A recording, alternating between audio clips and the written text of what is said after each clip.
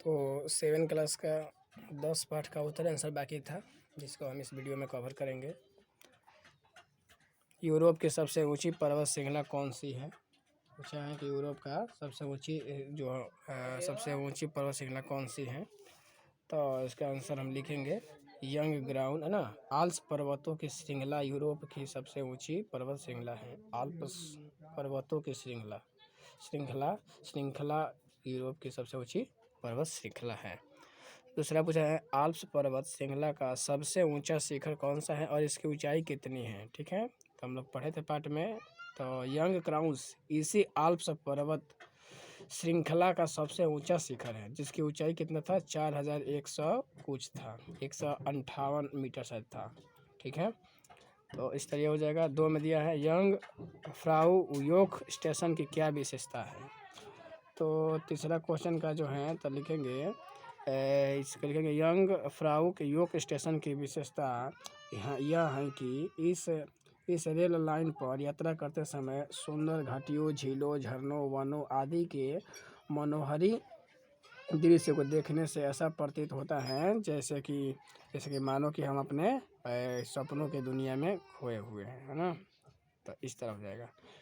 चौथा number question है इंटरलेकेक को झीलों वाला नगर क्यों कहा जाता है। तो चौथा नंबर जो क्वेश्चन पूछा रहा है तो इसे लिखेंगे इंटरलेकेक झीलों की नगर इसलिए कहा जाता है क्योंकि इंटरलेकेक को स्विट्जरलैंड का सबसे सुंदर झीलों वाला नगर माना जाता है ना। यहाँ एक नहीं बल्कि दो झीलें हैं। ये दोनों झील का नाम टून झील और दूसरा ब्राइज झील है ना। इसके बीच यह इंटरलेकेक नगर बसा है, इसलिए इसे लेकेक इंटर के झील वाला नगर कहा जाता है। ठीक है। स्विस रेलों की क्या विशेषता है। स्विस रेलों की क्या विशेषता है 5 नंबर क्वेश्चन में। तो इसका ये विशेषता है कि वे अत्यंत आरामदायक एवं तीव्रगामी हैं और नियत समय पर चलती है और लगभग सभी रेलें वातानुकूलित होते हैं और इनके डिब्बों का रंग भी मनभावन होता है। ठीक है, इसलिए इसका यह विशेषता है। क्वेश्चन नंबर 5 ये इसका विशेषता है। 6 नंबर दिया है कि लाइटर ब्रुनेन झीलों का गढ़ क्यों कहा जाता है। हाँ, तो क्योंकि इस क्षेत्र में कम से कम 72 झरने हैं और इसकी ऊंचाई से अपनी अथाह जलराशि के नीचे बिखरते हैं। ठीक है, अथाह राशि के नीचे बिखरते हैं, इसलिए इसे हम ब्रुनेन यानी लाइटर ब्रुनेन के झरनों का गढ़ कहते हैं। ठीक है। 7 में दिया है आइसमीर रेलवे स्टेशन कहाँ स्थित है, यह कितनी ऊंचाई पर स्थित है। ठीक है, तो यह स्टेशन आल्प्स पर्वत के एक अन्य प्रमुख शिखर यानी मोख के नीचे है और इसकी ऊंचाई जो है 3160 मीटर है। ठीक है, तो इस तरह 7 तक हो गया। 8 नंबर जो दिया है वो दिया है कि बर्फीली हवा जो हवा से बचने के लिए पर्यटक क्या क्या तैयारी करके जाते हैं। तो क्या करते हैं, जैकेट लेते हैं, बर्फ़ जैकेट, स्काइंग के जूते पहनते हैं, टोपी लेते हैं, मफलर लेकर जाते हैं साथ में, ताकि वहाँ पर ठंडी से बचा जा सके। ठीक है, और 9 में दिया है आल्प्स पर्वत पर कौन कौन से अनुसंधान केंद्र बने हुए हैं। आल्प्स पर्वत पर तो कौन कौन से बने हुए हैं, तो स्पीक्स नामक मौसम संबंधित अनुसंधान वेधशाला का निर्माण किया गया है और मौसम विज्ञान तथा खगोल शास्त्र संबंधित अनुसंधान की प्रयोगशाला बनाए गए हैं वहाँ पर। ठीक है, तो इस तरह 2 का आंसर हो जाएगा। अब 3 नंबर में दिया है कि बताओ स्विट्जरलैंड के 2 रेलवे स्टेशनों का नाम लिखना है। तो आप लोग लिख लेंगे स्विट्जरलैंड के 2 रेलवे स्टेशन का नाम, जैसे इंटरलेकेक वेस्ट और दूसरा था इंटरलेकेक ओस्ट। तो इस टाइप का 2 रेलवे स्टेशन का नाम लिख सकते हैं। दूसरा है यहाँ की 2 झीलों के नाम लिखे और स्विट्जरलैंड के ही कह रहा है, स्विट्जरलैंड के ही 2 झीलों का नाम लिखे।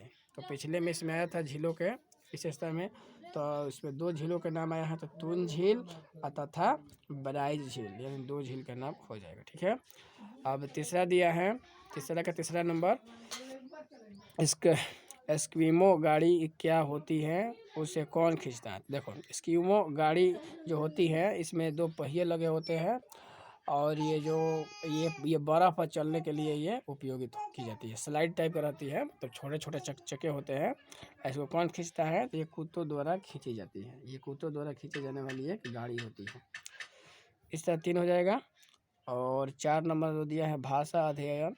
तो इसमें जो है तत्पुरुष समास में नए शब्द बनाते समय बीच के कारक चिन्ह यानी परसग, ये बीच के जो कारक चिन्ह है ना, ये की जो कारक चिन्ह को हटा दिया जाता है। ठीक है, जैसे पर्वतों की श्रृंखला, देखो ये की हटा दिया गया है तो पर्वत श्रृंखला हो गया। ठीक है, पर्वत श्रृंखला यानी वही होगा, दोनों का मान बराबर होगा।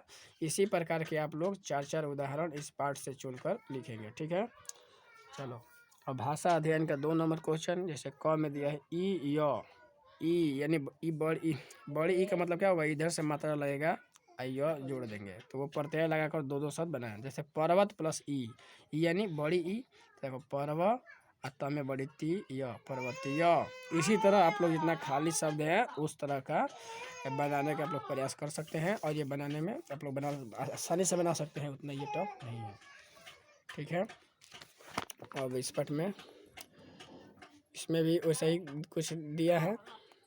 जैसे ख में दिया वान प्रत्यय लगाकर शब्द बनाना है। ठीक है, वान जोड़ देंगे और तब नए शब्द का निर्माण करेंगे। जैसे प्रकाश प्लस वान प्रकाशवान, धन प्लस वान धनवान। उसी तरह यहाँ पर अलग अलग शब्द जो है जोड़कर लिखेंगे। ठीक है, वान लगाकर जोड़ेंगे। अब नीचे 3 नंबर जो दिया है परिवर्तन, यानी वचन परिवर्तन करके वाक्य पुनः लिखे, यानी दोबारा लिखना है, वचन का परिवर्तन करना। जैसे बहुवचन में है तो इसको हम एक वचन में कर देंगे, एक वचन में है तो उसे बहुवचन में कर देंगे। ऐसे इसको परिवर्तन करके अलग अलग हम लिख सकते हैं। ठीक है, जैसे पर्यटकों के पास अनेक वस्तुएं थी तो लिखेंगे पर्यटक के पास बहुत सारे वस्तु थी। ऐसे हम इसको सिंगुलर में है तो इसको प्लूरल में, यानी कि एक वचन में, बहुवचन में है तो इसको एक वचन में लिख देंगे। ठीक है, इसी तरह 4 नंबर दिया है भाववाचक संज्ञा बताओ। भाववाचक संज्ञा यानी कि अब्स्ट्रैक्ट नाउन, जो नाउन का 5वां रूप होता है अब्स्ट्रैक्ट नाउन, भाववाचक में बदल देंगे। जैसे ऊंचा तो ऊंचाई, लंबा लंबाई। ठीक है, एक के आधार पर वो दे दिया है। सुंदर का हो जाएगा सुंदरता, योग्य का योग्यता। तो इस तरह 4 नंबर बन जाएगा।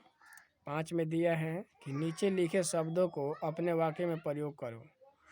तो दर्शन, जैसे हमने जाकर जहाँ भी घूमे हैं उसका लिखेंगे कि मैंने से माँ वैष्णो देवी का दर्शन किए, है ना, शिखर पर चढ़े। ये सब अपने वाक्य में प्रयोग करके इस सब को लिखना है। ठीक है, अब 5 नंबर में है योग्यता विस्तार।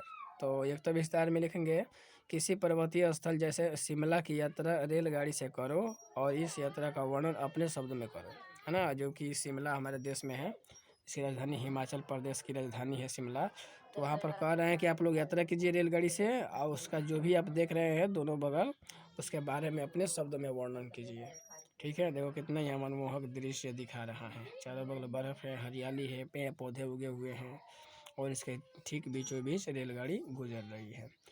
तो इसका वर्णन आप लोग अपने शब्दों में कर सकते हैं। दूसरा जो है 5 नंबर का, तो इस पाठ में आए विदेशी शब्दों को याद करें। इसमें आए जो शब्द हैं उसको, जो भी आए हैं शब्द इसमें, वो उसको भी विदेशी शब्द को भी याद कर लेंगे। जैसे स्काई किंग है ना, हाइकिंग वगैरह, इस टाइप के जो ही शब्द है, जैसे लग रहा है ना कि हमारे देश में इसका यूज नहीं होता, ये सब विदेशी वर्ड के रूप में आते हैं। तो इस तरह 7 क्लास का ये 10 पार्ट समाप्त हो चुका है। आप लोग अच्छा से, आशा है कि आप लोग अच्छा से फेयर करते होंगे और करते रहेंगे आगे भी। तो 10 तक इसमें पार्ट ख़त्म हो चुका है। ठीक है, अब मिलते हैं अगले वीडियो में, तब तक के लिए जय हिंद।